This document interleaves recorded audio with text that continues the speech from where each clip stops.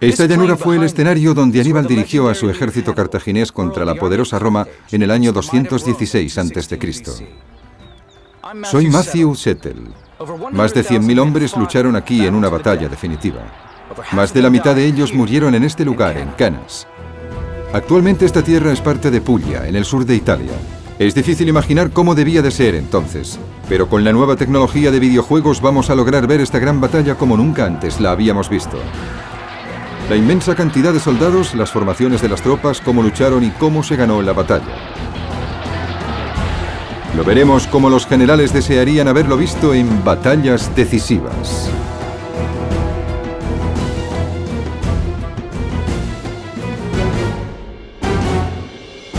Batallas decisivas. Canas. Esto es lo que queda de la ciudad romana de Canas. Pero hace 2000 años, en estos campos, las legiones más poderosas de Roma lucharon contra una de las mejores mentes militares de la historia, Aníbal, comandante de los ejércitos de la gran ciudad comercial de Cartago. En el año 250 a.C., Roma dominaba ya la totalidad de Italia, pero quería expandir su poderío al mar Mediterráneo. Sin embargo, existía la rica ciudad de Cartago, en la costa norte de África, con la que debía competir. El problema no era que el Mediterráneo fuese demasiado pequeño para que coexistieran dos potencias rivales. Lo que ocurría era que Cartago tenía planes para Sicilia e Hispania y Roma los tenía para el norte de África. Durante 24 años, las dos grandes potencias se enzarzaron en una sangrienta guerra por el control de Sicilia. Cartago fue finalmente vencida y Roma le impuso unas durísimas condiciones para la paz. Amílcar, el general cartaginés en Sicilia, entró en cólera. Cuando se hicieron sacrificios a los dioses cartagineses, llevó a su hijo de 9 años ante el altar y le hizo jurar que siempre odiaría a los romanos. Ese niño era Aníbal, y jamás olvidó su promesa. Cuando Amílcar murió, el poder pasó primero a su yerno, Asdrúbal, y después, cuando este fue asesinado, recayó en su hijo Aníbal. Cartago estaba siempre endeudada con Roma. Perdió gran parte de su territorio. Así que decidieron fundar una provincia sólida y rica en Hispania y crear al mismo tiempo un ejército muy poderoso. A Roma le preocupaba la ascensión de Cartago y buscaba alguna excusa para volver a derrotar a su viejo enemigo. Cuando Aníbal atacó una ciudad hispana aliada de Roma, encontraron la excusa perfecta para declarar la guerra. Fue Aníbal quien atacó primero.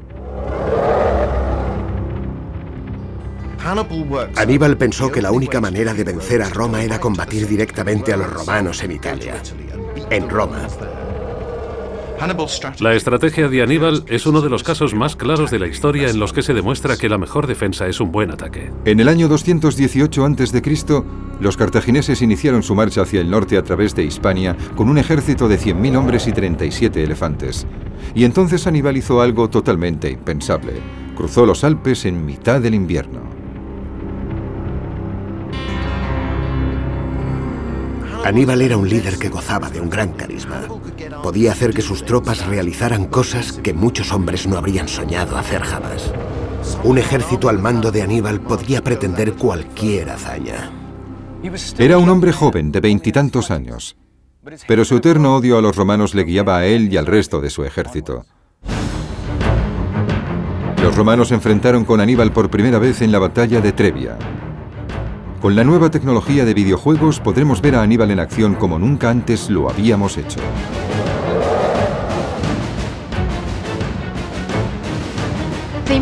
La importancia de los elefantes no se debe subestimar. No se usaban como animales de carga, sino como elementos ofensivos. Y eran muy importantes para la imagen. Se han conservado monedas cartaginesas con la imagen de Aníbal por un lado y un elefante por el otro.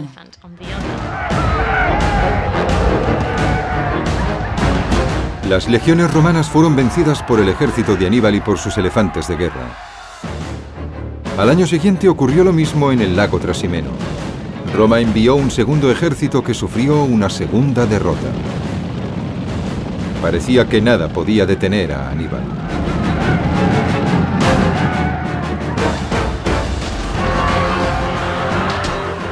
Su ejército se desplazó a través de Italia hacia el sur hasta alcanzar el mar Adriático, donde se detuvo. Aníbal se hallaba ya a menos de 150 kilómetros de Roma. Las legiones romanas ya habían sufrido más de 100.000 bajas. Desesperados, los romanos decidieron jugárselo todo en una gran batalla, a la que destinaron 8 legiones que sumaban unos 70.000 hombres. Los romanos decidieron arriesgarlo todo. Iban a formar un ejército enorme, el doble de numeroso que cualquier otro al que Aníbal se hubiese enfrentado antes para aplastarle. El 2 de agosto del 216 a.C., el poderoso ejército romano encontró a Aníbal cerca de la ciudad de Canas. Todos los pronósticos estaban contra Aníbal, pero él contaba con su ingenio. Se trataría de la batalla más sangrienta de la antigüedad.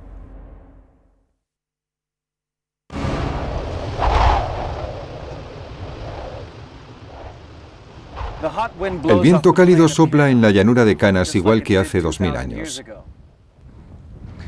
Pero entonces esta tierra, que no estaba cultivada, se convirtió en campo de batalla para dos de los más poderosos y diferentes ejércitos de la antigüedad. Estaba en juego el control del Mediterráneo y el futuro de Roma. Veamos el enorme ejército romano que se enfrentaba a Aníbal. Estaba constituido por unos 70.000 soldados, situados en 3 formaciones, divididas en cuadrados de infantería. Estas formaciones estaban diseñadas para conseguir la máxima flexibilidad, pero eran difíciles de controlar en el fragor de la batalla y se necesitaba un comandante muy experimentado para que fuesen efectivas. La posición de los soldados en esas 3 formaciones se decidía en función de la edad y la experiencia. Los que tenían entre 17 y 25 años se colocaban en la primera formación, el núcleo de la batalla. Los nuevos reclutas ganaban experiencia o morían. Si llegaban a los 25 años se les situaba en la segunda formación, constituida por soldados con experiencia, y si conseguían sobrevivir hasta convertirse en curtidos combatientes, se colocaban en la tercera formación. Puede que ya no fueran muy rápidos, pero su experiencia podía ser de gran ayuda para el ejército romano.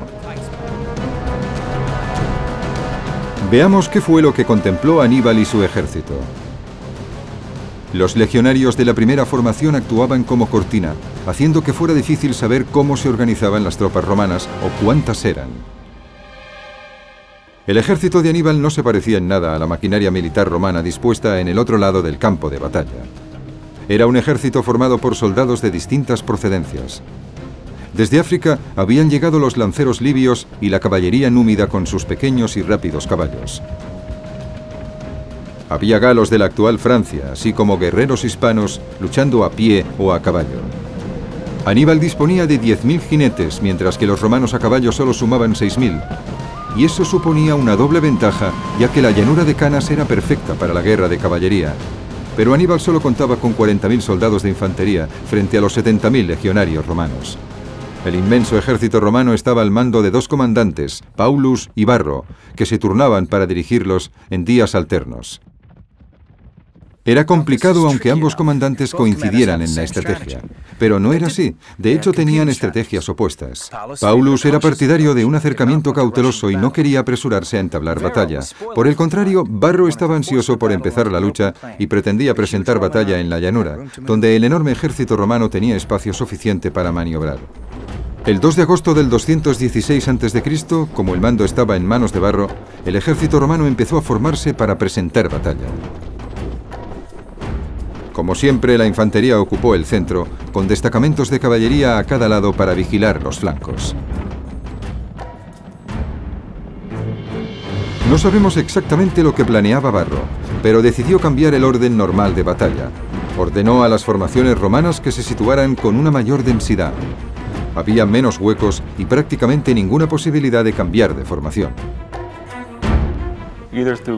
Con inteligencia o con estupidez total, los cónsules habían accedido a comprimir las legiones para crear profundidad y sorprender con la idea de que habían penetrado en el ejército cartaginés. Sacrificaron la flexibilidad a cambio de la potencia. Así que Aníbal ideó una estratagema. Colocó a sus galos y a sus hispanos en una formación que se abría hacia los lados, lejos de las líneas romanas. Parecía que invitaba a un ataque violento contra el centro de sus fuerzas, inferiores en número. Incluso sus propios soldados debieron de preguntarse qué planeaba. Aún así, él mismo se situó en la parte más vulnerable del frente, en el centro, donde más dura sería la lucha. Tenían que resistir el empuje de esa enorme apisonadora romana.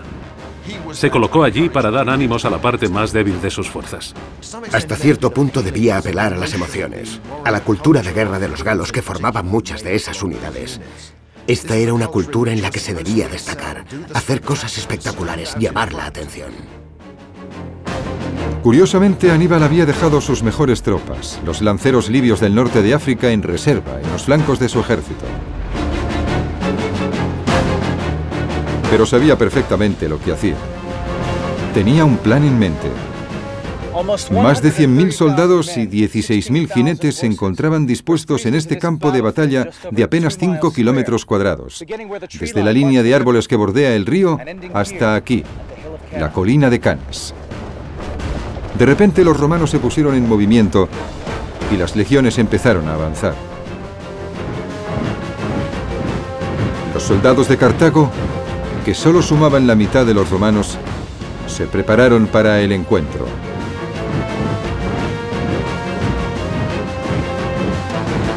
La batalla de Canas había empezado.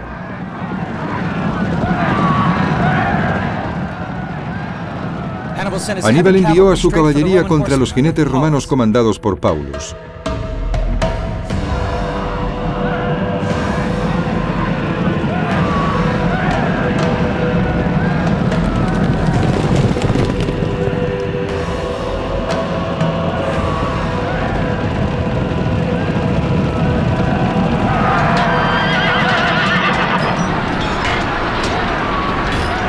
La lucha fue feroz y brutal. Mientras tanto, la caballería númida de Aníbal atacó el flanco izquierdo de los romanos al mando de Varro. Mientras la caballería cartaginesa y romana luchaban, las 8 legiones de infantería avanzaron hacia la posición de Aníbal. Cuando solo estaban separadas por unos 10 metros, cada legionario tiró su lanza, el pilum. Después sacaron los gladius, las pequeñas espadas fabricadas con acero de Hispania reforzado, y chocaron contra el ejército cartaginés.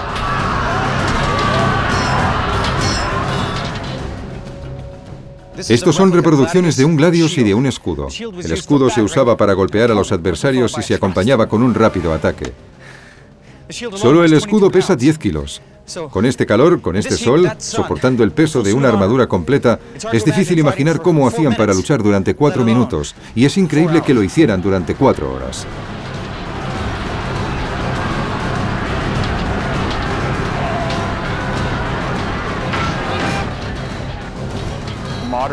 Las reconstrucciones modernas del arma nos enseñan que un hombre musculoso con un gladius tenía más fuerza, más potencia ofensiva que una lanza, una flecha o cualquier otra arma manual o proyectil. El número de combatientes romanos era inmenso, y el ejército de Aníbal sufrió muchísimas bajas mientras las legiones se abrían paso hacia el centro. El extraordinario empuje romano parecía imparable. La suerte de Aníbal y de sus hombres pendía de un hilo. La derrota parecía inevitable, pero Aníbal estaba a punto de poner en marcha su estratagema.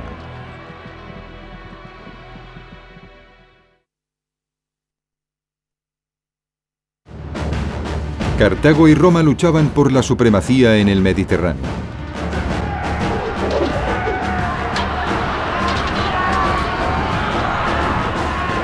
La situación parecía ser desastrosa para Aníbal, ya que sus hombres caían alrededor suyo y las legiones penetraban en el centro de su ejército como si fueran un ariete. Los romanos creyeron que un empuje más les conduciría a la victoria. Pero no se daban cuenta del creciente peligro que les estaba rodeando. Ahora empezaba a quedar claro por qué Aníbal había adoptado la formación de media luna. Mientras la vanguardia romana penetraba por el centro de la media luna, los lanceros libios de los flancos se iban cerrando como una tenaza para atrapar a los romanos.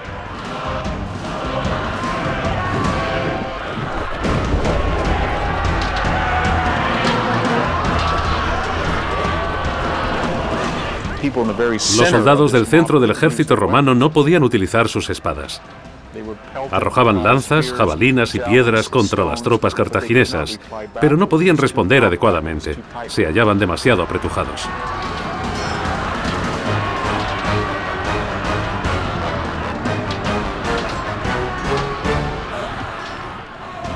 Los romanos formaban una gran masa como las multitudes que salen de un campo de fútbol. No veían lo que pasaba. En ese momento, la caballería de Aníbal superó a los jinetes romanos por ambos flancos y empezó a rodear a las legiones. En la vanguardia, el ataque romano se estancó debido a la densidad de su formación. Y entonces la caballería cartaginesa los cercó por detrás. La trampa había funcionado. El gran ejército de Varro y Paulus había quedado totalmente rodeado.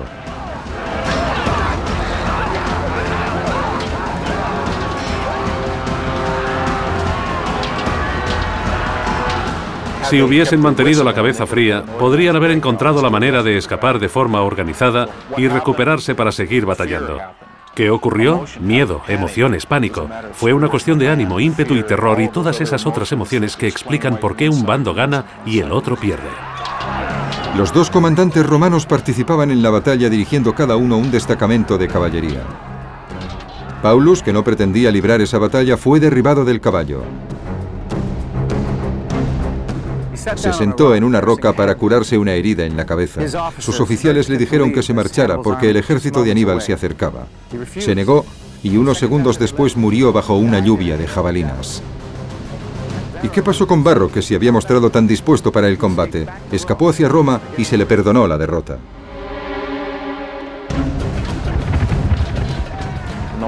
No importaba lo poco inteligente que en retrospectiva parecía haber sido para los romanos la decisión de Varro. No iban a cuestionarla porque el rasgo principal de todos los comandantes romanos era la agresividad. Hay que tener en cuenta que lo que ocurrió en Cannas no debía haber ocurrido. Los estrategas militares no podían prever que un ejército inferior en número pudiera rodear de forma concéntrica, por todos lados, a una fuerza numéricamente superior. Pensar que alguien como Aníbal llevara eso a la práctica era algo muy audaz y no debería haber ocurrido jamás. Por la noche, Cannas era un campo de sangre y de miembros cercenados. La batalla había durado solo 4 horas, pero casi 50.000 romanos y 10.000 cartagineses habían muerto. Unos 200 hombres por minuto. Casi un tercio de los senadores romanos, los políticos que gobernaban Roma, yacían muertos o habían sido capturados. Fue la peor derrota sufrida por Roma.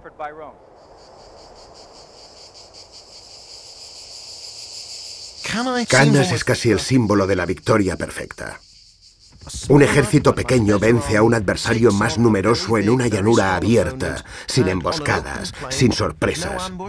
Aníbal, utilizando únicamente su ingenio y la preparación de sus hombres, consiguió vencer a un ejército poderoso, y no solo vencerlo, sino prácticamente destruirlo. La noticia de la derrota aterrorizó a Roma. La ciudad estaba a merced de Aníbal, pero este se negó a entrar en ella. Sus generales no podían entenderlo. El camino ya estaba abierto. ¿Por qué no acabar con los romanos de una vez por todas? La respuesta puede ser simplemente la extenuación. Aníbal había librado la batalla más dura de su vida y había perdido una gran parte de su ejército. Marchar contra Roma habría supuesto una apuesta muy arriesgada. No tenía el ejército adecuado para sitiar Roma, hacerla rendirse por hambre o asaltarla directamente. No disponía de la fuerza adecuada para conseguirlo. En lugar de eso, Aníbal recorrió toda Italia con su ejército durante 14 años más. Era demasiado débil para conquistar Roma, pero demasiado fuerte para ser vencido en batalla. Había asestado 3 golpes mortales en el corazón de Roma, pero incluso así, esta no había caído y su venganza sería terrible. Un revitalizado ejército romano atacó Cartago. Llamaron a Aníbal para organizar la defensa, pero fue vencido en Zama, en el norte de África. Le obligaron a exiliarse. Aún así, Roma le persiguió.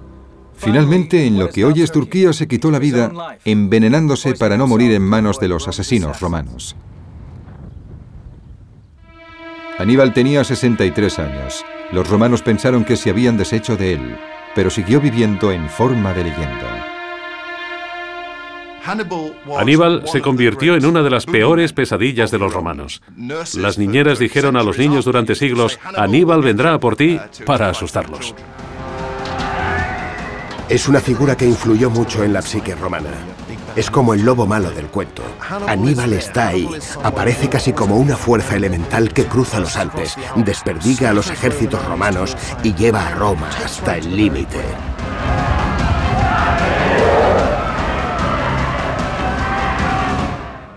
Aníbal mantuvo la promesa que hiciera a su padre y a sus dioses, pero al no poder destruir Roma, la había hecho más fuerte. Los romanos aprendieron una amarga lección y reorganizaron su ejército. 50 años después de la muerte de Aníbal, no solo habían borrado Cartago del mapa, sino que habían arado la tierra en la que se asentaba y habían plantado sal. Pero no pudieron borrar nunca el recuerdo de Canas. Aníbal lo había grabado con la sangre romana derramada.